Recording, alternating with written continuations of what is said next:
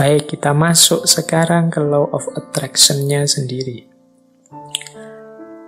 Basic principles, prinsip-prinsip dasarnya law of attraction itu di catatan saya secara umum ada 4. Yang pertama, apa yang engkau pikirkan, itulah yang engkau dapatkan.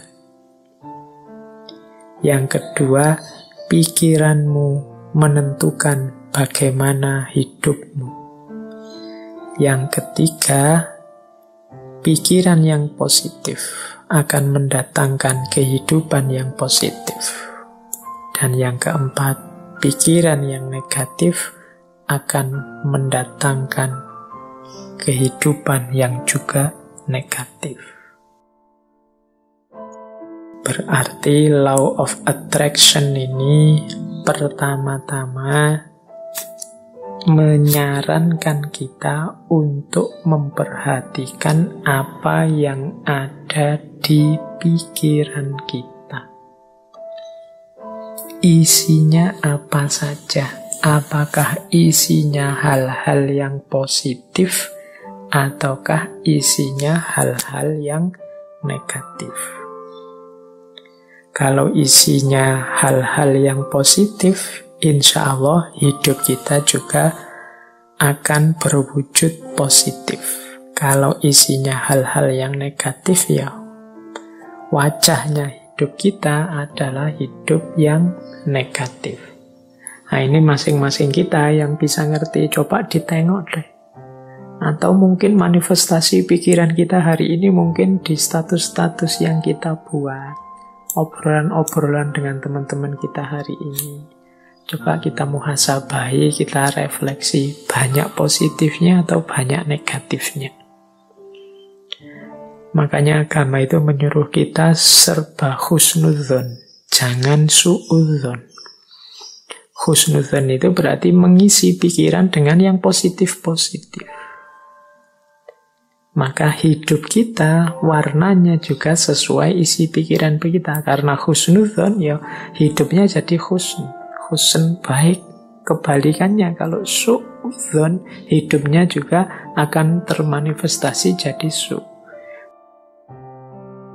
Pikirannya jelek, terus pikirannya negatif, terus curiga, terus ya sudah, hidupmu adalah hidup yang warnanya penuh kecurigaan. Hidup penuh kecurigaan itu kan hidup yang gelisah. Dari mana kegelisahan itu muncul? Engkau sendiri yang menciptakan. Dengan suudzonmu tadi, prasangka burukmu tadi. Coba tadi kamu prasangka baik, hidupmu jadi tenang. Dari mana ketenangan itu datang? Ya engkau ciptakan sendiri tadi, karena engkau suudzon. Ya bayangkan ya mudahnya, misalnya kalian mau naik kendaraan umum, naik bis atau kereta.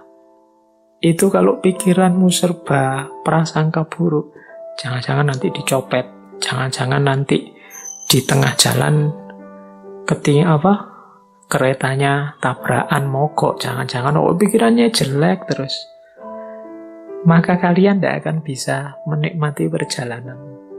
Sepanjang jalan mungkin kamu gelisah, ini jangan-jangan nabrak, jangan-jangan nanti ketemu orang jahat, jangan-jangan tidak tenang perjalananmu. Dari mana ketidaktenangan itu datang? Ya kamu awali dari pikiranmu sendiri tadi. Tapi coba engkau husnudzon, jadi pikiran yang bersih, tidak curiga, yakin dengan kenyamanan, keamananmu, ya perjalananmu nyaman. Tadi kalau di rumus teori vibrasi tadi, ya kenyamanan, keamananmu akan menarik sekelilingmu, frekuensinya juga jadi nyaman, jadi aman. Tapi kecurigaan, kegelisahanmu juga akan melahirkan kecurigaan, kegelisahan di sekelilingmu. Hidupnya jadi tidak nyaman.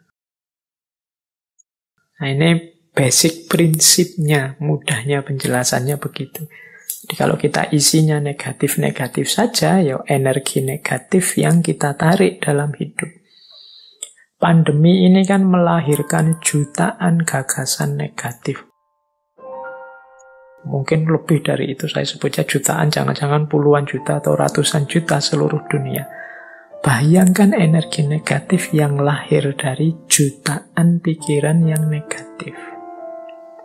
Sakitnya sama, tapi kalau kita hadapi dengan optimis atau dengan pesimis, itu kan kesannya, rasanya beda. Itu the law of attraction. Semakin negatif isi pikiran kita, ya semakin keruh hidup kita. Asalnya ya kita sendiri yang mengundang kekeruhan itu.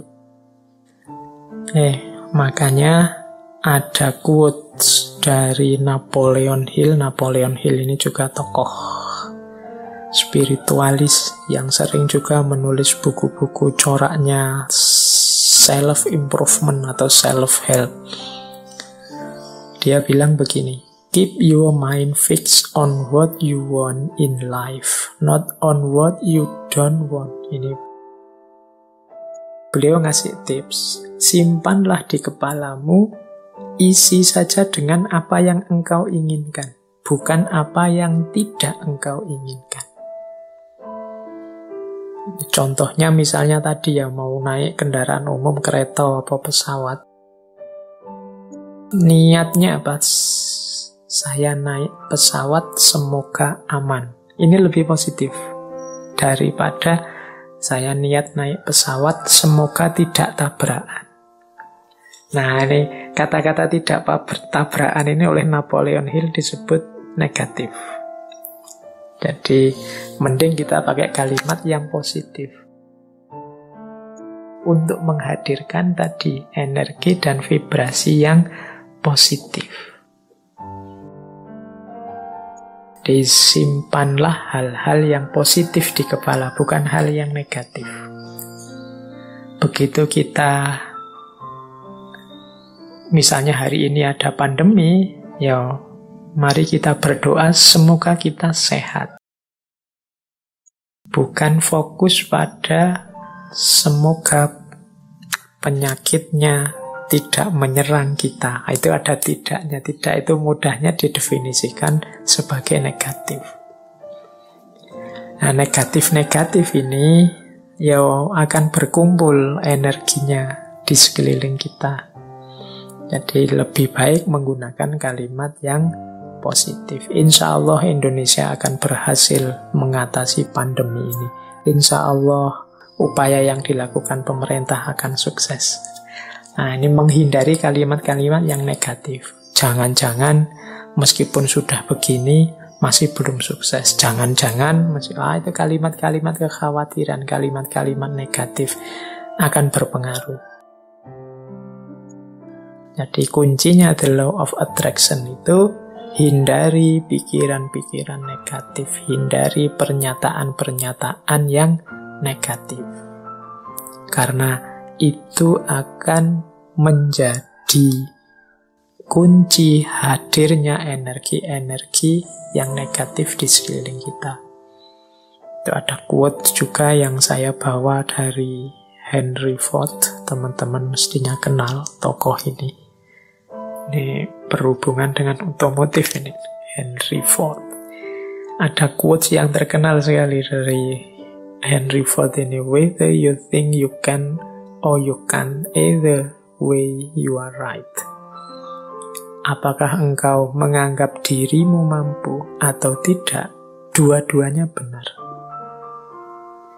Kita akan sering menggunakan kalimat-kalimat yang mengekspresikan ketidakmampuan diri.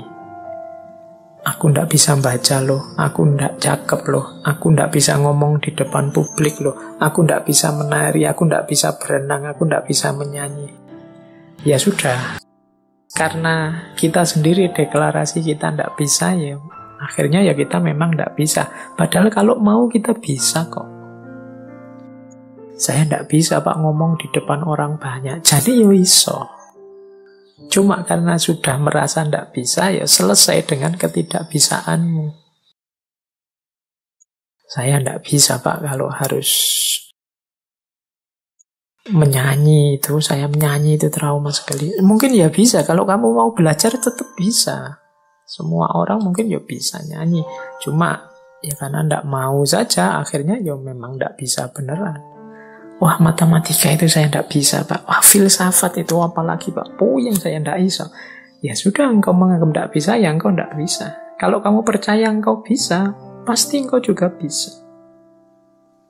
Jadi whether you think you can or you can't, either way you are right. Kamu anggap dirimu bisa, ya benar. Kamu anggap dirimu ndak bisa, ya benar. Karena tadi terlanjur kamu anggap dirimu ndak bisa, ya sudah, berarti kamu memang ndak bisa. Padahal sebenarnya kalau kamu sadar bahwa engkau bisa, ya sebenarnya engkau bisa. Saya matematika ndak bisa, Pak. Sebenarnya ya engkau bisa, tapi engkau menolak untuk bisa saja. Saya bahasa Inggris itu ndak bisa, Pak. Ya jan-jane ya iso, cuma kamu menolak saja untuk bisa. Kalau mau belajar pasti bisa.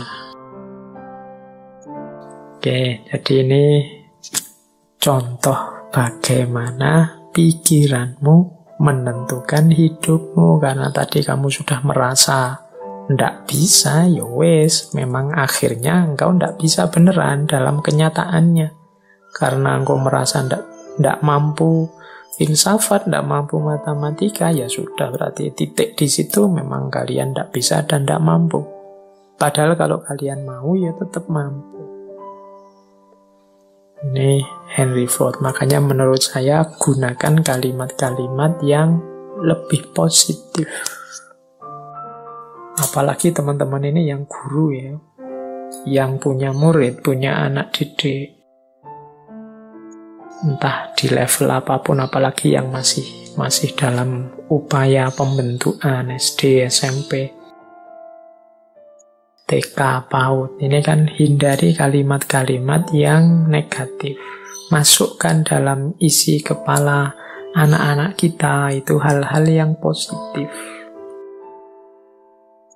yang membentuk dirinya secara positif, yang penuh harapan, yang penuh keyakinan akan masa depannya, yang menumbuhkan potensi-potensi tersembunyinya. Yakinkan bahwa mereka bisa apapun yang mereka inginkan, kalau mereka mau. Jadi itu prinsip the law of attraction.